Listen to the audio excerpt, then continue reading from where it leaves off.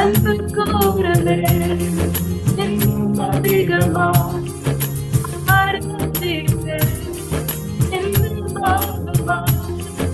அன்பு கூறவே அதிகமா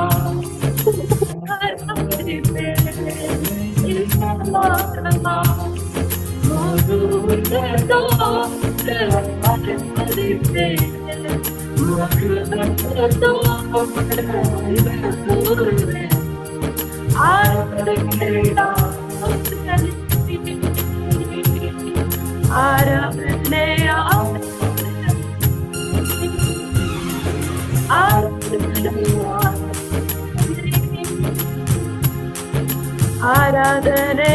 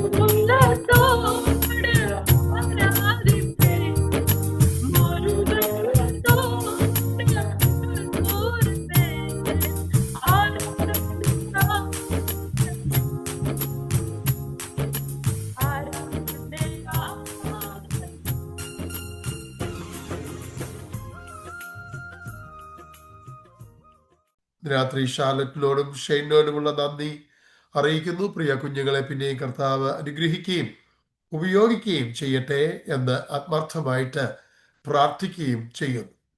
ഇന്ന് രാത്രിയിലെ ഈ മീറ്റിംഗിൽ അറ്റൻഡ് ചെയ്യുന്ന ബഹുമാന്യരായിരിക്കുന്ന കർത്തൃദാസന്മാർ, എന്നെ സ്നേഹിക്കുന്ന ദൈവമക്കൾ ഒക്കെയുണ്ട്. പ്രിയ ദേവസ്യ അപ്പച്ചനെ ഓർത്ത് ദൈവത്തെ സ്തുതിക്കുന്നു. വളരെ ഈ ശുശ്രൂഷകളെ സ്നേഹിക്കുന്ന കർത്തൃദാസനാണല്ലോ. I also would like to extend my greetings to Pastor Umesh from Gujarat and all those pastors who joined, Pastor PG, Pastor Sunil Joseph, Pastor Daniel Thomas, Pastor Saji Varghese, and also Pastor Biju Varghese, Pastor Matthew John, Pastor Reddy George, and Pastor James from Jagdishpur, Pastor Isaac V. John from Delhi. Praise God. Hallelujah. And a lot of pastors have joined here today. And I welcome every one of you and greet you in the powerful name of our Lord Savior Jesus Christ. പ്രത്യേകിച്ച് ഇന്ന് രാത്രിയിൽ നാം ഈ Bible സ്റ്റഡിയുടെ 65ാമത്തെ ക്ലാസ്സിലേക്കാണ് പ്രവേശിക്കുന്നത്. Tonight, I also would like to extend my greetings to Pastor Biju Varghese. He is a friend of mine. Thank you, Pastor, for joining. As we step into the class number 65 from the book of Ephesians, let us once again be reminded of what we are learning. We are learning about the practical Christian life from the chapter number 5. As St. Paul, the author of this book, is trying to prepare a great soldier at the end of this epistle, let us also meditate what Paul wants us to understand about the practical Christian life. ഇന്ന് രാത്രിയിൽ ഒരു നല്ല യുദ്ധസേവ ചെയ്യുന്ന ഒരു പടയാളിയെ ഒരുക്കിയെടുക്കുന്ന ശുശ്രൂഷ ഈ ലേഖനത്തിലൂടെ പൗലോസ് നിവർത്തിക്കുവാൻ ആഗ്രഹിക്കുമ്പോൾ ആ പടയാളി അനുദിന ജീവിതത്തിൽ അനുവർത്തിക്കേണ്ടതായ പ്രായോഗികമായ കാര്യങ്ങളെ കുറിച്ചുള്ള വിവർത്തനങ്ങളാണ് 5ാം അധ്യായത്തിലും ഇന്ന് രാത്രി നാം പഠിക്കുവാൻ ആഗ്രഹിക്കുന്നത്. Tonight we will be once again concentrating on the topic of living by being filled in spirit. ഇന്ന് രാത്രി നാം ശ്രദ്ധിച്ച് പഠിക്കുവാൻ ആഗ്രഹിക്കുന്നത് ആത്മാവിൽ നിറഞ്ഞ് എങ്ങനെ ജീവിക്കാം എന്നുള്ളതായ വിഷയത്തെക്കുറിച്ചാണ്. In fact, this is the 5th item of the walk worthy of God's calling. ദൈവത്തിന്റെ വിളിക്ക് യോഗ്യമായ നിലകളിൽ എങ്ങനെ ജീവിക്കാം എന്നുള്ളതിന്റെ 5ാമത്തെ ഭാഗമാണ് ആത്മാവിൽ നിറഞ്ഞ് ജീവിക്കുക എന്നുള്ളത്. So today we are considering the matter of living by being filled in spirit, and it is covered from verse number 15 to 21 of chapter 5. ഈ ക്രിസ്തുവിൽ എങ്ങനെ നമുക്ക് ആത്മാവിൽ നിറഞ്ഞ് ജീവിക്കാം എന്നുള്ളതിനെ കുറിച്ച് 5ാം അധ്യായത്തിന്റെ 15 മുതൽ 21 വരെയുള്ളതായ വാക്യശകലങ്ങൾ നമുക്ക് കാണുവാനായിട്ട് കഴിയുന്നുണ്ട്. Especially when we look at verse number 18, it says, "And do not get drunk with wine in which there is debauchery or extreme indulgence, but be filled with the Spirit." ദൈവദാസനായിരിക്കുന്ന പൗലോസ് ശ്ലീഹ അതിന്റെ 18ാമത്തെ വാക്യത്തിൽ ഇപ്രകാരം പറയുന്നു, വീഞ്ഞു കുടിച്ച് ഭക്തരാകരുത്, അതിനാൽ ദുർനടപ്പ് ഉണ്ടാകുമല്ലോ. എന്നാൽ ആത്മാവ് നിറഞ്ഞവരായി സങ്കീർത്തനങ്ങളാലും സ്തുതികളാലും ആത്മീക ഗീതങ്ങളാലും തമ്മിൽ സംസാരിച്ചും നിങ്ങളുടെ ഹൃദയങ്ങൾ കർത്താവിന് പാടിയും കീർത്തനം ചെയ്തും നമ്മുടെ കർത്താവായ യേശുക്രിസ്തു നാമത്തിൽ ദൈവവും പിതാവുമായവരെ എല്ലായ്പ്പോഴും എല്ലാറ്റിനും വേണ്ടിയും സ്തോത്രം ചെയ്തുകൊള്ളുവിൻ. ഇതാണ് ആ വാക്യം. അപ്പോൾ ആത്മാവ് നിറഞ്ഞവരായി ജീവിക്കുക എന്നുള്ളതായ വിഷയമാണ് ഇന്ന് രാത്രി നാം കൂലങ്കഷമായി ചിന്തിക്കുവാനായിട്ട് ആഗ്രഹിക്കുന്നത്. How we can live a life filled in spirit, and that is what we are going to be concentrating and meditating in the presence of God. Praise God. To live by being filled in spirit is what are the aspects? There are 4 aspects of such living. ഇങ്ങനെ ആത്മാവിൽ ജീവിക്കുന്നതിന് 5 തലങ്ങൾ 4 തലങ്ങൾ ഉള്ളതായിട്ട് നമുക്ക് ഈ അധ്യായങ്ങളിൽ നിന്ന് പഠിക്കുവാനായിട്ട് കഴിയുന്നുണ്ട്. The 4 aspects of such living includes the keeping of oneness, growing up into the head, which is Jesus Christ, the learning of Christ, and the living in love and light.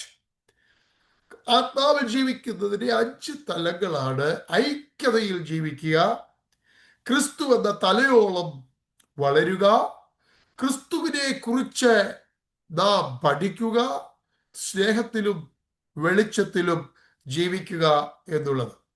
അപ്പൊ ആത്മാവിൽ നിറഞ്ഞു ജീവിക്കുക എന്നുള്ളതായ കാര്യത്തെക്കുറിച്ച് ഇന്ന് രാത്രി നാം പഠിക്കുമ്പോൾ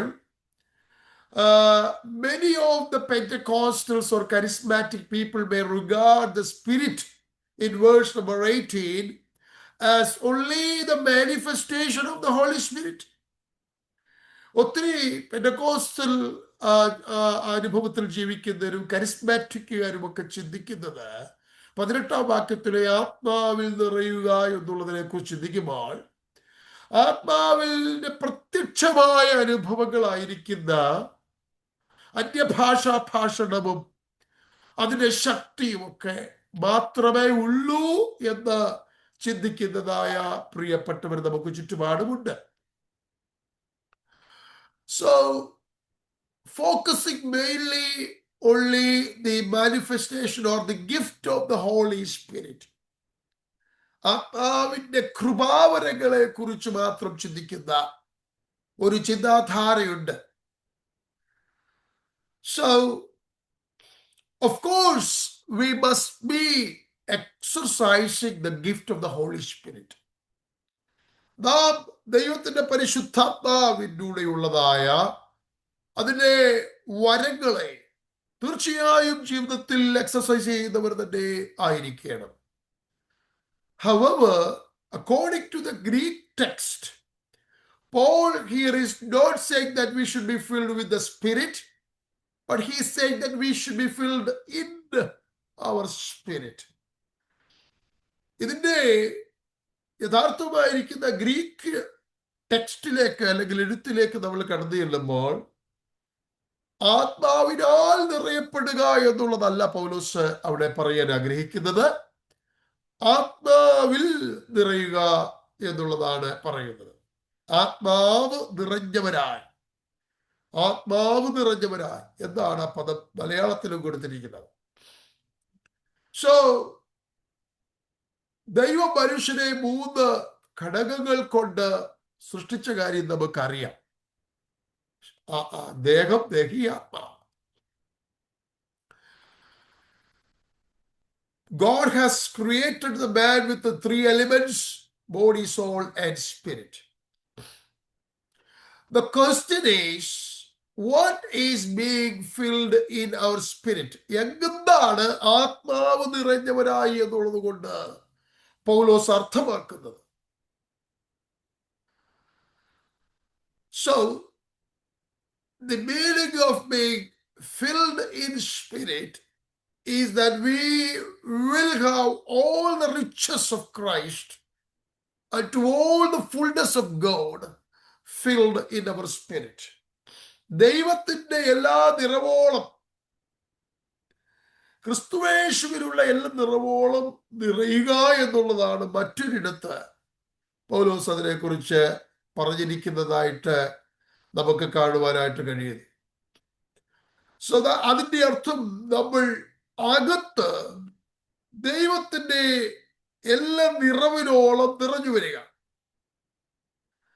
ദൈവത്തിന്റെ എല്ലാ നിറവിനോളം നിറഞ്ഞു വരുമ്പോൾ നമ്മുടെ ഭവനങ്ങളിൽ പ്രശ്നങ്ങൾ ഉണ്ടാകുകയില്ല, നമ്മുടെ സഭകളിൽ പ്രശ്നങ്ങൾ ഉണ്ടാകുകയില്ല, നമ്മുടെ സോഷ്യൽ ലൈഫിൽ, നമ്മുടെ കമ്മ്യൂണിറ്റി ലൈഫിൽ, പുറമേയുള്ള ജീവിതത്തിൽ പ്രശ്നങ്ങൾ ഇല്ലാതെ ജീവിക്കുവാനായിട്ട് നമുക്ക് കഴിയും. So when we are filled inwardly with all the fullness of God, there will be no issues at home. There will be no issues in church. And there will be no issues in our social or community life. So this is a crucial point in this message. When we are filled in our spirit with Christ and all the fullness of God, verse number 22 to 24 says that wives will be subject to their husbands. നാം ദൈവത്തിന്റെ എല്ലാ നിറവോളം ആത്മാവ് നിറഞ്ഞവരായി തീരുമ്പോൾ 22 മുതൽ 24 വരെയുള്ള വാക്യങ്ങളിൽ പറയുന്നത് ഭാര്യമാർ ഭർത്താക്കന്മാർക്ക് കീഴ്പ്പെട്ട് ഇരിക്കും. And verse number 25 to 32 says, husband will love their wives. 25 മുതൽ 32 വരെയുള്ള വാക്യങ്ങൾ കാണുമ്പോൾ നമ്മൾ പഠിക്കുന്നു, ആത്മാവ് നിറഞ്ഞവരായി ജീവിക്കുമ്പോൾ ഭർത്താക്കന്മാർ ഭാര്യമാരെ സ്നേഹിക്കുവാൻ ഇടയായിത്തീരും. ചാപ്റ്റർ നമ്പർ 6, 6-ാം അധ്യായം 1 മുതൽ 3 വരെയുള്ള വാക്യങ്ങൾ നാം വായിക്കുമ്പോൾ കുഞ്ഞുങ്ങൾ മാതാപിതാക്കളെ അനുസരിക്കുന്നതായിട്ട് കാണുവാൻ കഴിയും. When we are filled in the spirit, we see, according to chapter 6 verse 1 to 3, the children will start obeying their parents. According to chapter 6 verse number 4, parents will care for their children.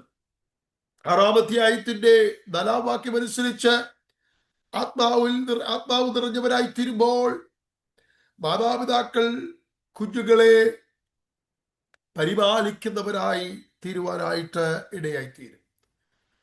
5 മുതൽ 8 വരെയുള്ള വാക്യങ്ങൾ 6-ാം അധ്യായത്തിൽ യജമാനന്മാർക്ക് കീഴ്പ്പെടുന്ന, യജമാനന്മാർക്ക് നല്ല സേവ ചെയ്യുന്ന അവിടെയുള്ളതായ സെർവൻസിനെ നമുക്ക് കാണുവാനായിട്ട് കഴിയും. When we are filled in the spirit or filled with all the fullness of God, we can see in chapter number 6 verse number 5 to 8, slaves and servants will obey their masters. And in verse number 9 of chapter number 6, we'll see masters will treat their slaves or servants in a proper way. ദൈവത്തിന്റെ എല്ലാ നിറവോളം നിറയുന്ന ആത്മാവ് നിറഞ്ഞവരായി തീരുന്ന ഒരനുഭവത്തിൽ നാം ജീവിക്കുമ്പോൾ യജമാനന്മാർ തങ്ങൾക്ക് സേവ ചെയ്യുന്ന ദാസന്മാരെ ഏറ്റവും നല്ല രീതിയിൽ അവരെ കൺസിഡർ ചെയ്യുന്നതായിട്ട് നമുക്ക് കാണുവാനായിട്ട് കഴിയും. തുടർന്നുള്ള ഭാഗങ്ങൾ നാം ചിന്തിക്കുമ്പോൾ വേഴ്സ് നമ്പർ 15 ഓൺവേഴ്സ്, 15-ാമത്തെ വാക്യം, 5-ാം അധ്യായത്തിന്റെ 15-ാമത്തെ വാക്യം മുതൽ വായിക്കുമ്പോൾ ചില കാര്യങ്ങൾ അവിടെ കാണുന്നുണ്ട്. When we go back to verse number 15 onwards, we can see many things there. I will go verse by verses. Verse number 15 says, so then be careful how you walk, not as unwise people, but as wise people. സൂക്ഷ്മത്തോടെ അജ്ഞാനികളായിട്ടല്ല, ജ്ഞാനികളായിട്ട് നടക്കുവാൻ നോക്കുവീൻ എന്നാണ് 15-ാമത്തെ വാക്യത്തിൽ നമ്മൾ വായിക്കുന്നത്. അപ്പൊ നമ്മൾ നടക്കേണ്ടത് അജ്ഞാനികളായിട്ട് നടക്കുന്ന അനേകരുണ്ട്. ദൈവമക്കൾ നടക്കേണ്ടത് അജ്ഞാനികളായിട്ടല്ല, ജ്ഞാനികളായിട്ട് നടക്കണം. എങ്ങനെയാണ് ജ്ഞാനികളായിട്ട് നടക്കേണ്ടത്? ജ്ഞാനികളായിട്ട് എങ്ങനെയാണ് നടക്കേണ്ടത്? 16-ാം വാക്യത്തിൽ 1-ാമത്തെ കാര്യം പറയുന്നു, സമയം തക്കത്തിൽ ഉപയോഗിക്കുന്നവരാണ് ജ്ഞാനികളായിട്ട് നടക്കുന്നത്. സമയം തക്കത്തിൽ ഉപയോഗിക്കും. So how can we walk not as unwise people, but as wise people? How can we walk as a wise people? Is that a question in chapter 15th verse? 16th verse is giving us the answer that we must make the most of our time. We must make the most of our time. And the second thing, how can we walk wise, is the answer is in verse number 17. It says, do not be foolish, but understand the will of the Lord. ബുദ്ധിഹീനരാകാതെ കർത്താവിന്റെ ഇഷ്ടം ഇന്നതെന്ന് ഗ്രഹിക്കണമെന്ന് 17-ാമത്തെ വാക്യം പറയുന്നു. അപ്പോ സൂക്ഷ്മതയോടെ അജ്ഞാനികളായിട്ടല്ല, ജ്ഞാനികളായിട്ട് നടക്കേണ്ടതിന് 2-ാമത്തെ കാര്യം പൗലോസ് പറയുന്നത്, ബുദ്ധിഹീനരാകാതെ എന്ത് അറിയണം? കർത്താവിന്റെ ഇഷ്ടം ഇന്നതെന്ന് അറിയുന്നവരാണ് എന്തിങ്ങനെ നടക്കുന്നത്? ജ്ഞാനികളായി നടക്കുന്നത്. So it gives us 4 warnings. 4 മുന്നറിയിപ്പുകൾ ഇവിടെ നമുക്ക് പഠിക്കുവാനായിട്ട് കഴിയുന്നു. So we must walk. How we must walk? How we must make the best use of our time, or how we should know what is the will of God and what we should be filled in. 4 മുന്നറിയിപ്പുകൾ ഇവിടെ ദൈവദാസൻ പൗലോസ് ശ്ലീഹ നമ്മെ ഓർമ്മിപ്പിക്കും. എങ്ങനെ നടക്കണം? ജ്ഞാനികളായി നടക്കണം. സമയം എങ്ങനെ ഉപയോഗിക്കണം? സമയം തക്കത്തിൽ ഉപയോഗിക്കണം. അടുത്തത്, എങ്ങനെ അറിയണം? എന്തറിയണം? ദൈവഹിതം അറിയണം. Praise the Lord. എന്നിട്ട് ദൈവത്തിന്റെ ഹിതം എന്നത് അറിഞ്ഞുകൊണ്ട് എന്തിനാൽ നിറയപ്പെടണം? ആത്മാവ് നിറഞ്ഞവരായി നടക്കണം. ഈ 4 മുന്നറിയിപ്പുകളാണ് പൗലോസ് നമുക്ക് ഇവിടെ തരുന്നത്. There are 4 warnings that Paul is giving us about the walking, about the usage of time, about the understanding of the will of God, and about the infilling of the Spirit. The first one is about wise and unwise walkers. അജ്ഞാനികളായിട്ടും ജ്ഞാനികളായിട്ടുമുള്ള ആളുകളുടെ നടപ്പ് എന്നത് ഇവിടെ കാണുവാനായിട്ട് കഴിയും. The unwise walkers are of the nations and the Gentile people, the godless people that we can see in chapter 4. Whereas the wise walkers are the children of God filled in the Spirit. നാലാമധ്യായത്തിൽ അജ്ഞാനികളായിട്ട് നടക്കുന്ന ജാതികളും ദൈവമില്ലാത്തവരുമായ അനേകരെ പരിചയപ്പെടുത്തുന്നു. എന്നാൽ അഞ്ചാമധ്യായത്തിൽ ആത്മാവ് നിറഞ്ഞ ദൈവമക്കളായിരിക്കുന്ന ജ്ഞാനികളായി നടക്കുന്നവരെ പൗലോസ് പരിചയപ്പെടുത്തുകയാണ്. രണ്ടാമത്തെ കാര്യം, second thing is about the days that are evil. എന്താണ്? ദുഷ്കാലം. ദുഷ്കാലം. ഇത് ദുഷ്കാലമാകയാൽ സമയം തക്കത്തിൽ ഉപയോഗിക്കുക. ദുഷ്കാലത്തെ കുറിച്ച് ഒരുപാട് കാര്യങ്ങൾ നമുക്ക് ചിന്തിക്കുവാനുണ്ട്. ഇവിടെ ഇരിക്കുന്ന പലരും വളരെ പ്രായമുള്ളവരാണ്. അവരുടെ ചെറുപ്പകാലങ്ങളിലേക്ക് തിരിഞ്ഞു നോക്കിയാലുള്ളതായ ജീവിത രീതികളോ സംസാര രീതികളോ സ്നേഹമോ കൂട്ടായ്മകളോ ഇടപാടുകളോ ഒന്നും ഇന്ന് കാണുവാൻ കഴിയത്തില്ല. കാലം അതിന് ദുഷ്ടതയിലേക്ക് അടിക്കടി നീങ്ങിക്കൊണ്ടിരിക്കുകയാണ്. ദുഷ്ടത വർദ്ധിച്ചുകൊണ്ടിരിക്കുന്ന കാലമാണ്. മദ്യവും മയക്കുമരുന്നും അനായാസം സ്കൂളിൽ പഠിക്കുന്ന കൊച്ചു കുഞ്ഞുങ്ങൾക്ക് പോലും ഉപയോഗിക്കുന്ന നിലകളിൽ സുലഭമായി ലഭിക്കുന്ന കാലം. ആർക്കും ആരെയും നിയന്ത്രിക്കുവാൻ കഴിയാതിരിക്കുന്ന കാലം. മാതാപിതാക്കൾക്ക് കുഞ്ഞുങ്ങളെ നിയന്ത്രിക്കുവാൻ കഴിയാത്ത കാലം. പരസ്പര സ്നേഹ ബഹുമാനമില്ലാത്ത കാലം. ആത്മീയരെന്ന് പറയുന്നവർ പോലും ആത്മാവിന്റെ ഫലമില്ലാതെ ജീവിക്കുന്ന കാലം. ദൈവമുള്ളവെന്ന് പറയുന്നവർ ദൈവഭയമില്ലാതെ ജീവിക്കുന്ന കാലം. പ്രാർത്ഥിക്കണമെന്ന് ദൈവം പറഞ്ഞവർ പ്രാർത്ഥനാ ജീവിതമില്ലാതെ ജീവിക്കുന്ന കാലം. ഹല്ലേലൂയ. ഇതെന്ത് കാലമാണെന്നാ പൗലോസ് പറഞ്ഞത്? ഈ കാലഘട്ടത്തിന്റെ പേര് ദുഷ്കാലം. ദുഷ്കാലം. അതുകൊണ്ട് ആത്മാവ് നിറഞ്ഞവരായ ദൈവമക്കൾ ചെയ്യേണ്ടത് തക്കത്തിൽ സമയം ഉപയോഗിക്കുക. തക്കത്തിൽ സമയം ഉപയോഗിക്കുക. ദുഷ്കാലത്തിന്റെ മറ്റൊരു പ്രത്യേകതയാണ് രോഗങ്ങൾ വർദ്ധിക്കുന്ന കാലം. പണ്ടൊക്കെ ആളുകൾ 80 വയസ്സൊക്കെ കഴിഞ്ഞ് മരിച്ചുകൊണ്ടിരിക്കുമ്പോൾ ഇന്ന് കാരണങ്ങൾ അറിയാൻ വയ്യാതെ കൊച്ചു കുഞ്ഞുങ്ങളും പൊടുന്നനെ മരിക്കുന്ന കാലം. കാരണം കണ്ടുപിടിക്കാൻ കഴിയാത്ത രോഗങ്ങളാൽ ബാധിതരാകുന്ന കാലം ദുഷ്കാലമാണ്. ഇന്ന് ഈ സൂമിൽ ഇരിക്കുന്ന ഞാൻ ഉൾപ്പെടെയുള്ളവർ നാളെ പ്രഭാതം കാണുവാൻ കഴിയുമോ എന്നറിയാൻ വയ്യാത്ത കാലം. എന്നാൽ അതുകൊണ്ട് പൗലോസ് പറയുന്നു, സമയം തക്കത്തിൽ ഉപയോഗിക്കുക. Because the days are evil, Paul is instructing and warning us that make the best use of your time. Because this is the evil days. These are the evil days, filled and full of evil. Wherever you see, these days are filled with evil. People do not love each other.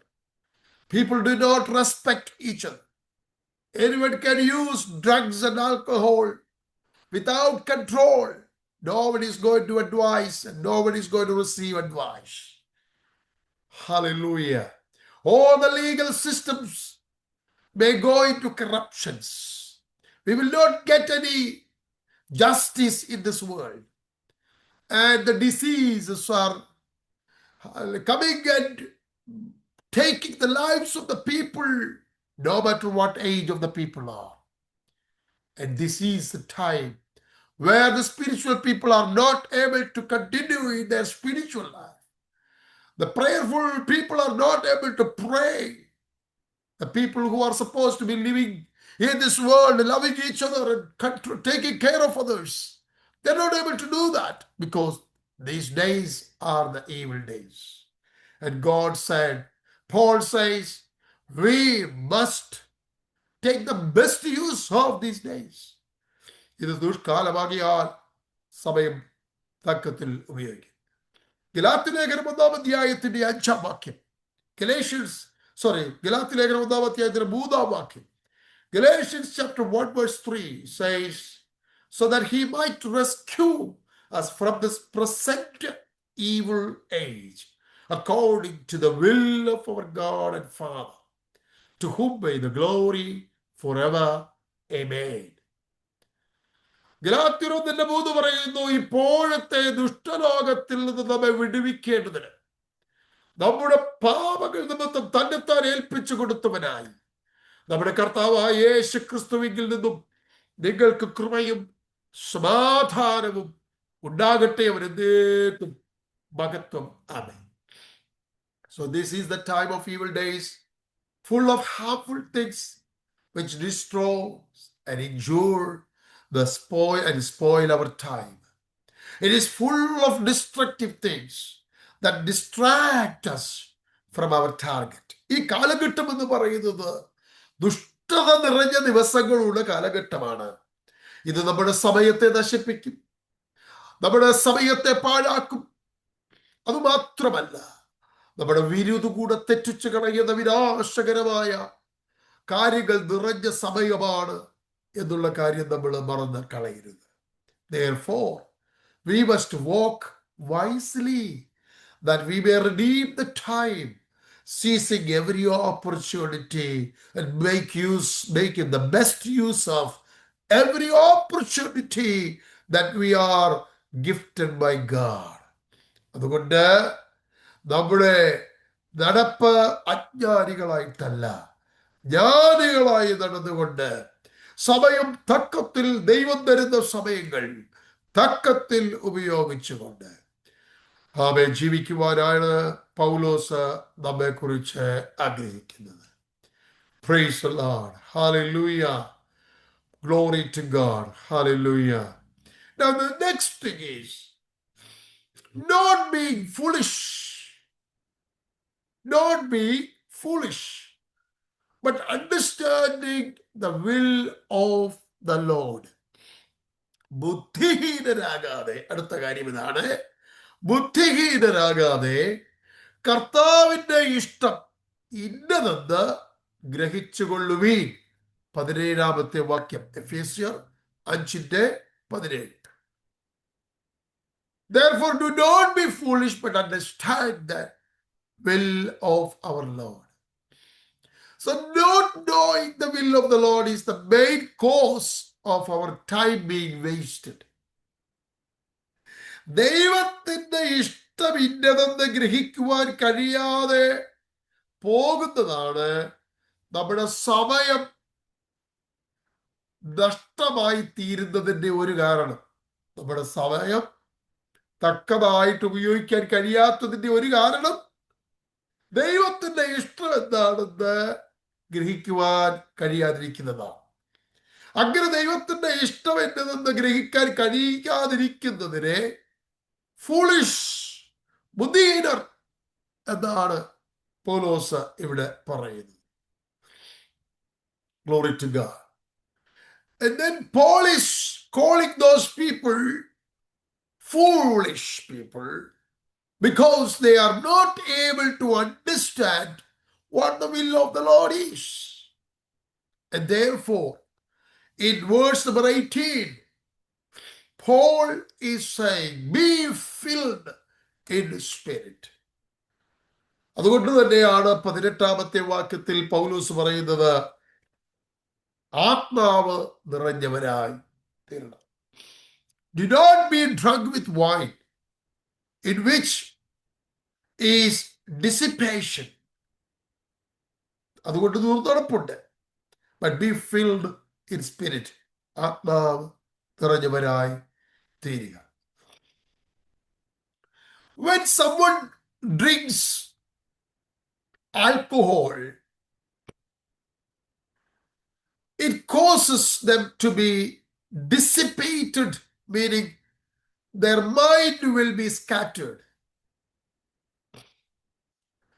മദ്യം കുടിക്കുന്ന ഒരു വ്യക്തിയെ സംബന്ധിച്ച് ആ മദ്യത്തിന്റെ ലഹരി ആ മനുഷ്യന്റെ മനസ്സിനെയും ചിന്തകളെയും ചിതറിച്ചു കളയുവാൻ ഇടയായിത്തീരും. ഒന്നിനും ഉറച്ചു നിൽക്കാൻ കഴിയാതെ ചിതറിപ്പോകുന്ന ചിന്തകൾ കടിമയായി തീരുവാനായിട്ട് ആ മനുഷ്യനിടയാണ്. എന്നാൽ പൗലോസ് പറയുന്നത് ആത്മാവ് നിറഞ്ഞവരായിത്തീരുക. ആത്മാവ് നിറയുമ്പോൾ ചിന്തകളും മനസ്സും ചിതറിപ്പോകുകയല്ല, ദൈവികമായ ചിന്തകളിൽ മനസ്സും ഏകാഗ്രമായി തീരുന്നത് ആത്മാവ് നിറയുമ്പോഴാണ്. Praise the Lord. When the alcohol and drug only help the people to scatter their minds and thoughts, the Spirit, when a person is filled in the Spirit, it will help him to concentrate on divine thoughts and concentrate on the divine living. ആത്മിക ചിന്തകളും ആത്മിക ജീവിതത്തിലേക്ക് തന്നെ ശ്രദ്ധ ഏകാഗ്രമാക്കി തീർക്കുവാൻ, മനസ്സിനെ ക്രമീകരിക്കുവാൻ കഴിയുന്നത് ആത്മാവ് നിറഞ്ഞുള്ളതായ ജീവിതമാണ്. Glory to God. Hallelujah. So ഇന്ന് രാത്രിയിൽ നമ്മുടെ ചിന്തകളൊക്കെ വളരെ ലളിതമാണ്. എന്തിനാണ് ലളിതമായി പറയുന്നത്? നമുക്ക് ക്രിസ്തീയ ജീവിതത്തിൽ പാലിക്കേണ്ട വിഷയങ്ങൾ ലളിതമായി പറഞ്ഞെങ്കിലേ മനസ്സിലാകുകയുള്ളൂ. Because these are the things which are helping us to have a very good practical Christian life. I want to mention everything, and my teachings will be in a very simple language. Very simple language. So when people are filled in the Spirit, that will help us or cause us to speaking, singing, psalming, and giving thanks to God. ആത്മാവ് നിറയുമ്പോൾ എന്തൊക്കെ സംഭവിക്കുമെന്ന് പൗലോസ് ഇവിടെ പറയുന്നു. സങ്കീർത്തനങ്ങളാലും സ്തുതികളാലും ആത്മീയ ഗീതങ്ങളാലും തമ്മിൽ സംസാരിക്കും. ഈ മൂന്ന് കാര്യങ്ങളും പാട്ടിനെ കുറിച്ചാണ് പറയുന്നത്. പാട്ട് പാടാനുള്ളതാണ്. എന്നാൽ പൗലോസ് പറയുന്നത് ഇവകൾ കൊണ്ട് നിങ്ങൾ തമ്മിൽ തമ്മിൽ സംസാരിക്കും എന്നാണ് പറയുന്നത്. പാട്ട് പാടുകയല്ല, സംസാരിക്കുകയാണ്. So the overflowing or the infilling of the Spirit will help us with the speaking, singing, psalming, and giving thanks to God. One another will do this. So day by day, we need to be filled in spirit with the riches of Christ. And what is speaking, singing, and psalming? എന്താണ് തമ്മിൽ സംസാരിക്കുകയും പാടുകയും സങ്കീർത്തനങ്ങൾ അതിലൂടെയൊക്കെ ദൈവത്തിന് സ്തുതിക്കുകയൊക്കെ ചെയ്യുക എന്ന് പറഞ്ഞാൽ എന്താണ്? 19ാമത്തെ വാക്യം പറയുന്നു, സങ്കീർത്തനങ്ങളാലും സ്തുതികളാലും ആത്മീയ ഗീതങ്ങളാലും തമ്മിൽ സംസാരിച്ചു നിങ്ങളുടെ ഹൃദയത്തിൽ കർത്താവിന് പാടിയും കീർത്തനം ചെയ്തു. അപ്പോൾ ഈ സങ്കീർത്തനങ്ങളും സ്തുതികളും ഒക്കെ തമ്മിൽ സംസാരിക്കേണ്ടതിനും ഉള്ളതായിരിക്കുമ്പോൾ തന്നെ കർത്താവിന് വേണ്ടി കർത്താവിന് പാടുന്നതുമാണ്. On one side, the psalms and hymns are to speak with each other, but on the other side, these hymns and singings of songs and psalms are to sing unto the Lord. ദൈവത്തിന് പാടാനുള്ളതാണ്. So making melody within our hearts to the Lord. Praise God. Sometimes we are inspired by singing. but on other occasions, speaking that is filled in spirit may be more inspiring than singing. ചിലപ്പോൾ നമ്മുടെ പാട്ടുകളൊക്കെ നമ്മെ വളരെയധികം ആകർഷിക്കുന്നതാണ്. പാട്ടുകൾ നമ്മളെ ആകർഷിക്കുന്നത്. എന്നാൽ മറ്റു ചിലപ്പോൾ പാട്ടുകളെക്കാൾ ഉപരിയായി ദൈവവചനം നമ്മൾ ഇടപെടുകയും ദൈവവചനം നമ്മെ ധൈര്യപ്പെടുത്തുന്നതും ക്രിസ്തുവിൽ വളരുവാനിടയാക്കി തീർക്കുന്നതുമാണ്. Sometimes when we sing, we cannot fully express what is within us to praise the Lord. We need exhortation to express more praises.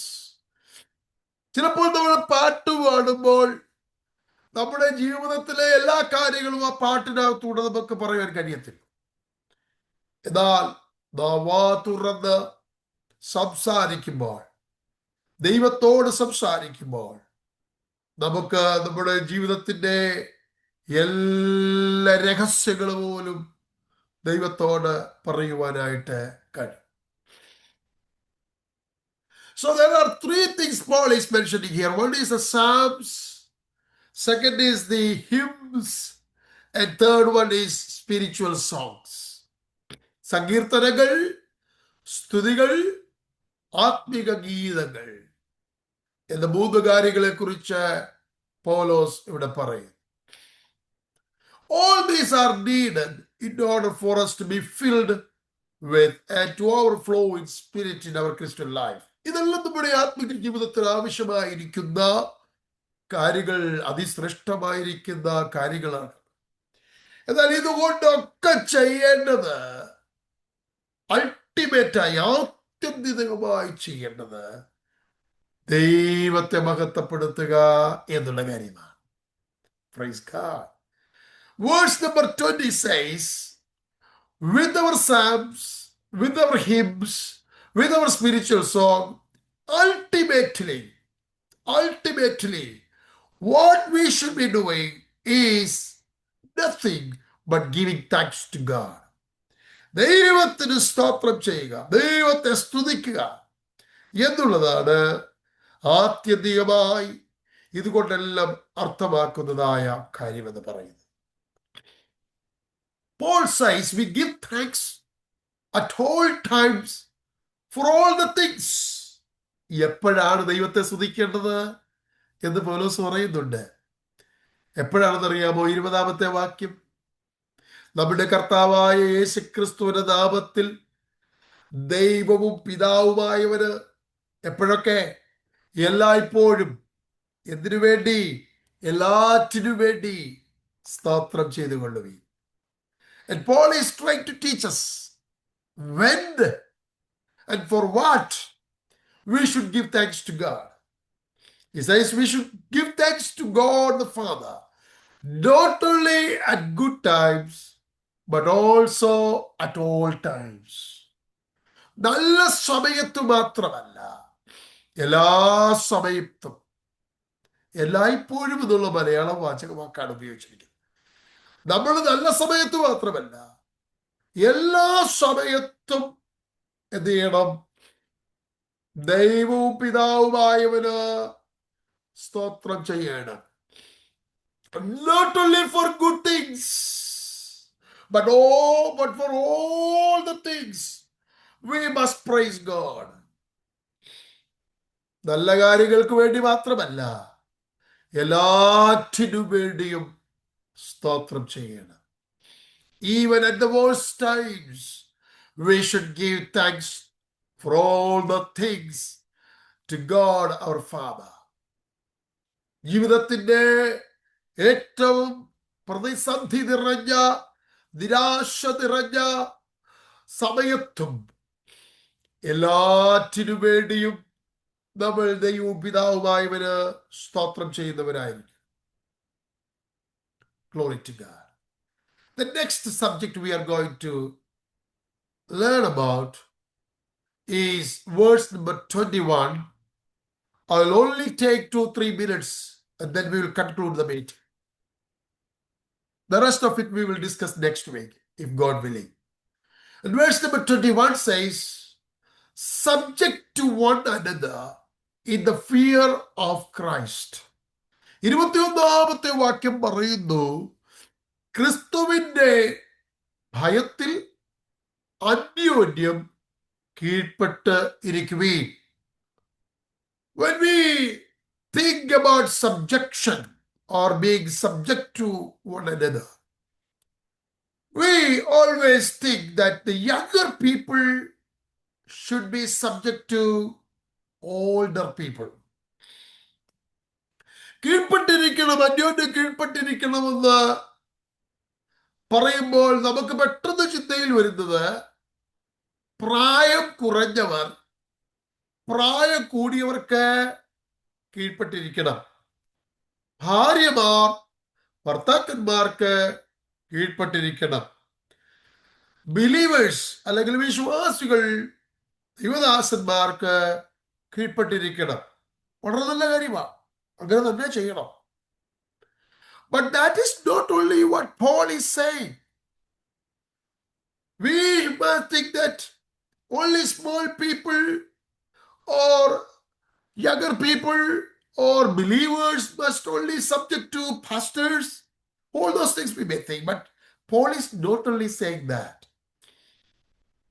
Paul says we must be subject to one another irrespective of positions, irrespective of age, irrespective of whatever kind of social positions we may hold. We must be subject to one another. എന്ത് നിലവാരമായിരുന്നാലും, എന്ത് സാഹചര്യമായിരുന്നാലും, എന്ത് പ്രായത്തിന്റെ അളവ് ചെറിയവരോ വലിയവരോ ആയിരുന്നാലും, നാം എല്ലാവരും അന്യോന്യം കീഴ്പ്പെട്ടിരിക്കണം. അത് ആത്മാവ് നിറഞ്ഞതിന്റെ ഒരു പ്രതിഫലനമാണ്. So being subject to each another, one another, irrespective of age, irrespective of financial capacities, irrespective of positions and social positions. We must be subject to one another. And that is reflecting our life, which is being filled in spirit. Let us close our eyes now. We will continue this study, if God willing, next week. And I would like to thank you, each one of you, for joining this meeting.